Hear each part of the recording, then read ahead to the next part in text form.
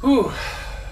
Hey guys, sorry I'm goofing on not getting video of trash in the old car. Obviously it's not here anymore. I'm gonna link to the Instagram video of it getting thrown into a giant pile, and that's literally what the video is. Follow Sachit, he's the owner of the car. So we have a new donor car coming in. It's gonna be the new shell for all the goodies that we now have to transfer from the old car. So that means S52, transmission, suspension, whole 9 yards. And we have until the end of next month to do it, so that's gonna suck. And there's a little bit more damage that I'll show you here in a second, but first, let's take a look at the new car.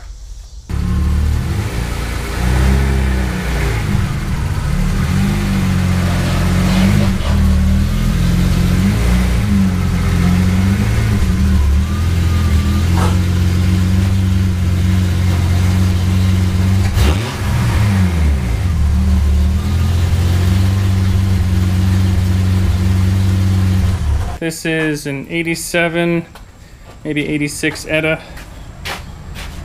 It's not the prettiest specimen in the world. You know, got a little bit of rust here and there. Not too terribly bad, but I've seen better examples of cars. But it's gonna be a track car, so it doesn't need to be pretty or anything. It's already full of the parts from the last car, which may or may not go in here, but it's not too bad. Gonna make it all nice and sexy. There are a few deficiencies, like the hood cable. If you ever wanted to know, there's a little trick where you scoot your screwdriver in this little hole here, and ta-da, hood pops up. So that's what you do in case you ever screw up your hood release. On the bright side, I salvaged it from the last car, so we should be able to bring that one over. But this thing's got to go, and we'll see how that works out. Fun.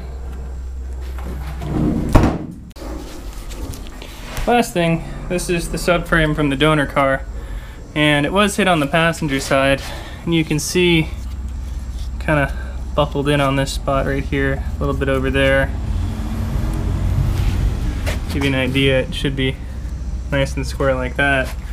And also, you can see where the paint's chipped off right there from buckling in. It's kind of bowed like that, where on the other side, perfectly smooth, like a baby's bottom.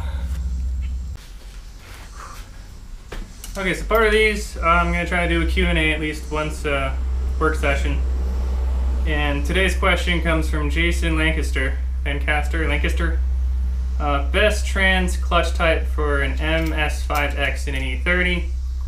And we've got a follow-up when putting a GetRag 260 on an S52 and using the E30 flywheel and pressure plate clutch. Is it better to remove material from the back of the flywheel or the back of the S52 E34 oil pan? How much do I remove?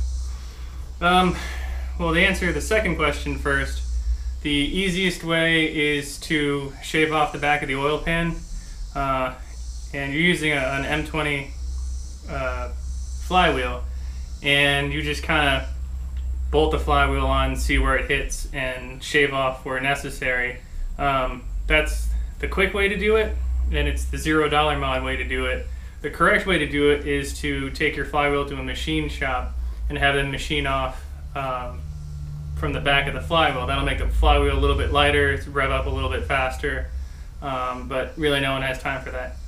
As how much to do that, I couldn't tell you. I've never actually done that myself, but forms.